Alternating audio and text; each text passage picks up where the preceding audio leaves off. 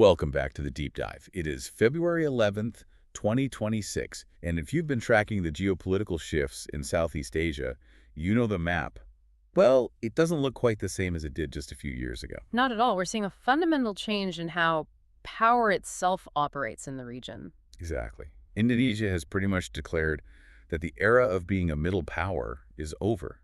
They're calling themselves a pragmatic hegemon. Which is just a massive shift in self-conception. For decades, the whole narrative was about survival. Now it's about dominance, but a very specific kind of dominance. And that's what we're digging into. We're looking at a strategic assessment that came out today. It's called The Rise of the Pragmatic Hegemon, Indonesia's Dual-Track Industrial and Defense Strategy. Right, the one by Farid Novin in the Global Review. That's the one. And our mission for this deep dive is to really understand how Indonesia, under President Prabowo, is trying to pull off one of the most difficult maneuvers in, statecraft. Becoming this indispensable global power node.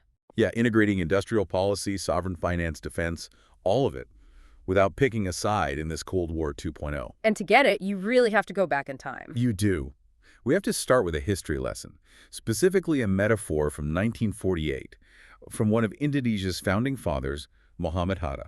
You're talking about Mendayung antara dua karang. Rowing between two reefs. It's just iconic in their diplomatic history. Mm-hmm. Back then, Hatta was describing this young, fragile nation in a tiny boat, Just trying to survive. desperately rowing to avoid crashing into the Soviet reef on one side or the American reef on the other. The goal was just, don't sink. Precisely. That was the foundation of their bebas aktif policy, the active, independent foreign policy. But the argument in today's source material is that that whole metaphor has been completely re-engineered for 2026. Right. Indonesia isn't just rowing anymore. They are not trying to dodge the reefs. They're actively constructing the reefs. That is the new strategy. That's the powerful image. So instead of navigating around the superpowers, they're building these huge industrial and financial formations reefs that force the currents of global trade to flow around them. That's the ambition anyway. They want to be the obstacle that you just can't ignore. So let's talk about the bedrock of this new reef. It started about a year ago, February 2025, with the launch of Danantara. The Badan Pengelola Investasi Daya Anagata Nusantara. Yeah, let's just stick with Danantara.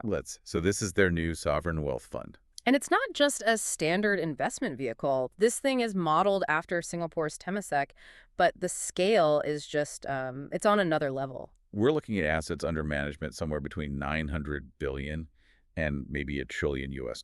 Which puts it right up there with the Norwegian Oil Fund or China's CIC. It does, but the structure is what's really interesting here. Most sovereign wealth funds, they're built on excess profits, right? Like oil money you park for a rainy day. Danantara is different. The government has consolidated its huge state-owned enterprises. We're talking banking, energy, telecoms, toll roads, all of it. All under one corporate roof. Yeah, they are leveraging the entire state economy to raise capital for modernization. Which is, that is a high-stakes play. You're basically putting your national assets up as collateral. It is. If Danantara fails, you don't just lose cash, you compromise the operational backbone of the entire country. That's the risk.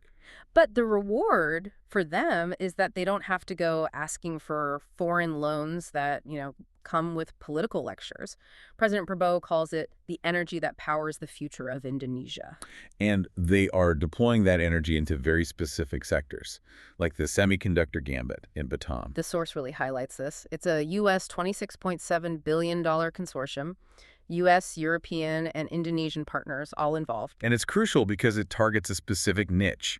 They aren't trying to beat Taiwan at making the absolute cutting-edge 2-nanometer AI chips. No, they're targeting automotive chips. Yeah. The older 28-nanometer legacy nodes. Which is really smart. By 2029, every car is going to be computer on wheels. Mm-hmm. The demand there is just massive. And it fits the whole pragmatic strategy perfectly. It's the pivot from being a raw material exporter to a high-tech manufacturer. But here's the nuance that I think people miss. Doing business with the West in Batam doesn't mean they're actually aligning with the West. No, at all. Because at the same time they're shaking hands with American chip makers, Danantara has set up a $2 billion investment platform? With the Russian Direct Investment Fund. And this is where a lot of Western observers get really uncomfortable. In the current geopolitical climate, taking Russian money is seen as a violation of sanctions, or at the very least, a moral failing. From Washington or Brussels, yeah. But Indonesia sees it completely differently. To Jakarta, capital is neutral. Totally. If the Russians want to invest in infrastructure or energy, Indonesia takes the check. The source calls it capital agnosticism. So they have Chinese investment in smelters, Western investment in chip design, and Russian money in infrastructure. They're building that reef using rocks from everyone's quarry. Okay, so let's talk about the mortar holding this all together. Downstreaming, or hilirisasi. This has been a buzzword for years, but the enforcement has really ramped up. It is the law of the land now. You cannot export raw nickel. You can't export raw bauxite. If you want Indonesia's minerals, and they have the largest nickel reserve in the world, you have to build your factory inside Indonesia. Which sounds great for industrialization, Hmm. but it creates what the source calls the China paradox. It's the unavoidable tension, right? China jumped on this opportunity years ago. They built the smelters in Sulawesi and Maluku while Western companies were still, debating the ESG reports. So now Indonesia has the nickel, but China controls the processing. Exactly, which gets very complicated when you want to sell to the U.S. market. We'll get to the diplomatic fallout in a minute. I want to stick with the economy for a second because there's this glaring contradiction in the data. The growth versus the credit rating. Exactly. GDP growth in 2025 was 5.1%. I mean, in a global slowdown, that is a stellar number. They're outperforming almost everyone in the G20 except maybe India. But then, just early this month, February 2026, Moody's downgrades Indonesia's outlook from stable to negative. And this is the reality check. The growth is real, but the cost of that growth is what's terrifying the bond markets. Because the Prabowo administration isn't just spending on factories, they're running these massive social programs. The headline item being the Free Nutritious Meals Initiative. Which, sounds like a standard welfare program until you look at the scale of it. Yeah. We are talking about feeding tens of millions of people every single day. It's a logistical leviathan. You need supply chains, storage, cooking, distribution for a massive chunk of the population across an entire archipelago. It's arguably one of the biggest human development projects in modern history. But it's incredibly expensive. And unlike a one-time infrastructure project, this is a permanent line item in the budget forever. So Moody's looks at that, combines it with the industrial spending, and they see a potential fiscal cliff. They're worried Indonesia is putting way too much on the national credit card. So you have this high wire act. Massive ambition on one side, powered by debt and diverse capital.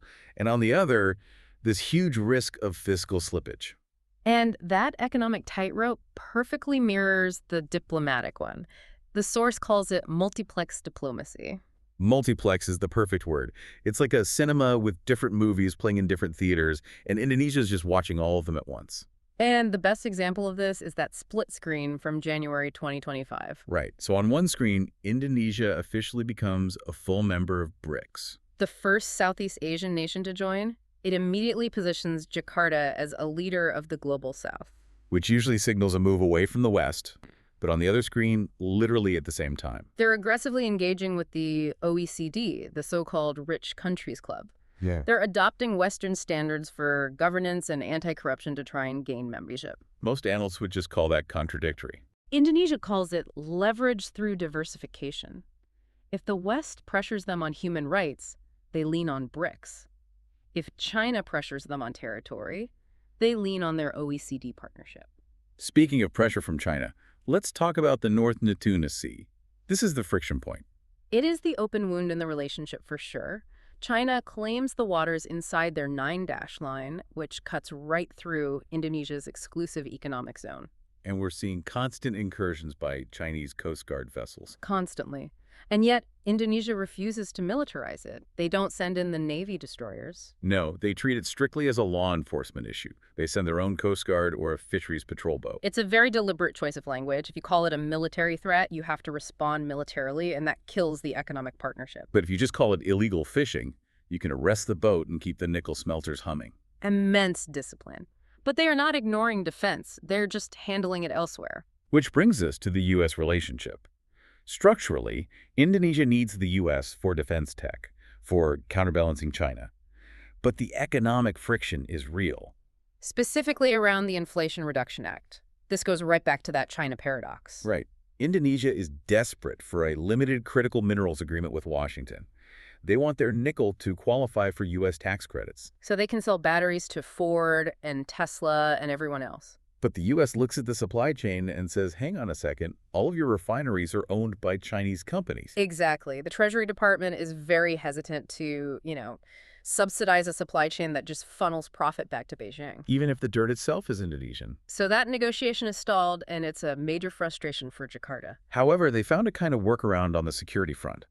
The source identifies a watershed moment just this month, February 2026. The defense treaty with Australia? This is huge. For decades, Indonesia has been allergic to formal defense pacts. Absolutely. But this new treaty, it commits both nations to consult on joint responses to armed attacks. That sounds an awful lot like an alliance. It's as close as you can get without saying the A word. It deepens ties with a key Western ally. It secures their southern flank, but, and this is crucial, it doesn't force Indonesia to join NATO or the Quad. So they get the security benefit without the bloc membership. That strategic ambiguity, weaponized. Which leads us to the military doctrine itself. The source mentions a shift from minimum essential force to optimum essential force. And the change in wording really matters. Minimum implies doing just enough to deter. Optimum implies having the capability to sustain a conflict and actually win it. But the most striking part of this new doctrine isn't the missiles. No. It's the rice. The food security battalions. When I first read this, it felt like a throwback to the old Wafangsi era, where the military had a role in politics. But this is the military farming. It's easy to dismiss, but you have to see it through the lens of militarized resilience. The TNI, the Indonesian military, is creating infantry units whose main job is managing agriculture and irrigation. Why? I mean, is the Ministry of Agriculture not doing its job? It's about threat perception. The Prabowo administration believes that in a future war, the first weapon won't be a missile, it'll be a blockade. If global supply chains shatter, you starve. Exactly. So they are treating food self-sufficiency as a national defense priority and putting it under military command. They're hardening the society against a siege. That's a grim but pragmatic view of the future. But they're also shopping for actual hardware, and the shopping list is eclectic. It is a masterclass in avoiding dependency.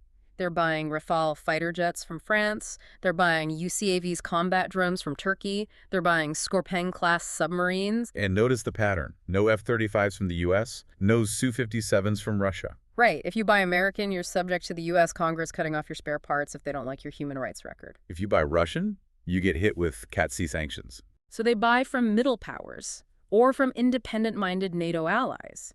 If Washington cuts them off, the French jets still fly. If Europe gets squeamish, the Turkish drones still fly. It's hardware redundancy. And they're building their own ships. Reviving the shipyards in Surabaya and Batam, that's critical. Indonesia is 17,000 islands. Logistics is their #1 vulnerability. If you can't move goods or troops from Java to Papua, the country basically ceases to function. So domestic shipbuilding is about internal survival as much as it is about external defense. So we have the pieces on the board. Danantara leveraging the economy, multiplex diplomacy playing both sides, and this optimum essential force preparing for a siege. The source uses a Bayesian strategic framework to predict where this all goes. Right. They lay out 3 scenarios for the period between now and 2031. Let's play these out. Scenario 1 is the neutral hub. The source gives us a 60% probability. This is where the gamble pays off. So in this timeline, it's 2030. Danantara has managed to be transparent enough to keep Western investors comfortable. The Batam ship plants are churning out product. The Chinese smelters are upgrading to cleaner tech. GDP passes $2 trillion. They become the indispensable connector, the Singapore of giants. Too valuable to break. Exactly. They are so deeply embedded in everyone's supply chain, U.S., Chinese, European, that no one can afford to bully them. They achieve a kind of hegemony through indispensability. Okay, that's the dream. Now for scenario 2. The debt-driven pivot. 25% probability. This is where the free, nutritious meals come back to haunt them. In this scenario, fiscal discipline just collapses. The cost of the welfare programs balloons, corruption starts to leak into Danantara, and the budget deficit widens. And that Moody's negative outlook becomes a full-on downgrade to junk status. Right. And once you hit junk, Western institutional capital pension funds, insurers, they are legally required to pull out. The money just flees. And there's only one lender of last resort who doesn't really care about credit ratings. Beijing. In this scenario, Indonesia has to plug its budget hole with massive loans from Chinese state banks. And we know those loans come with heavy strings attached. So they lose their pragmatic autonomy and become a client state of China. It completely shifts the balance of power in the Pacific. The greatest threat to their independence wasn't a war, it was their own balance sheet. Wow. Okay, but there's a third scenario. Low probability, 15%, but very high impact. Regional strategic decoupling. This is the nightmare scenario. And it assumes a kinetic conflict. A war in the Taiwan Strait or the South China Sea. Now, if the shooting starts, the assumption has always been that Indonesia would just stay out of They it. stay out of the fighting, sure. But geography is destiny. Indonesia controls the Sunda and Lombok Straits. Which means if the Malacca Strait is blocked or dangerous, all maritime traffic has to go through Indonesian waters. So in this scenario, what does the pragmatic hegemon do? They invoke a strict, aggressive neutrality. They close their straits to all foreign military vessels. They say, this is our sovereign territory, and we are not letting belligerents through. That would trap the U.S. Navy in the Indian Ocean or the Pacific. It would strand the Chinese fleet. It would freeze the conflict zones. But the economic fallout would be apocalyptic. Global supply chains would shatter instantly. Shipping insurance would skyrocket to the point where trade just stops. So by refusing to pick a side, they effectively hold the entire world hostage. The source calls it aggressive neutrality. It forces the world to realize that you cannot fight a war in the Pacific without Indonesia's permission. It is a power move of the highest order. It effectively ends the war by making it logistically impossible to fight. Or it invites an invasion to force the straits open. That's the enormous risk. Okay, so this brings us to the conclusion. We tend to look at Southeast Asia as this chessboard where the U.S. and China are moving the pieces. But this deep dive suggests the pieces are starting to move themselves. Indonesia is testing a whole new model for the 21st century, the connector state.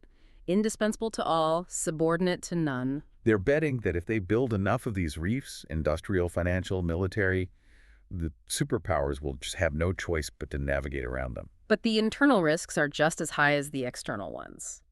The success of this whole strategy really hinges on whether Dan and Tara can manage $1 trillion without massive corruption. And whether the government can feed its people without bankrupting the treasury, it's a race between their ambition and their capacity. It really is. So here's a final provocative thought to take with you.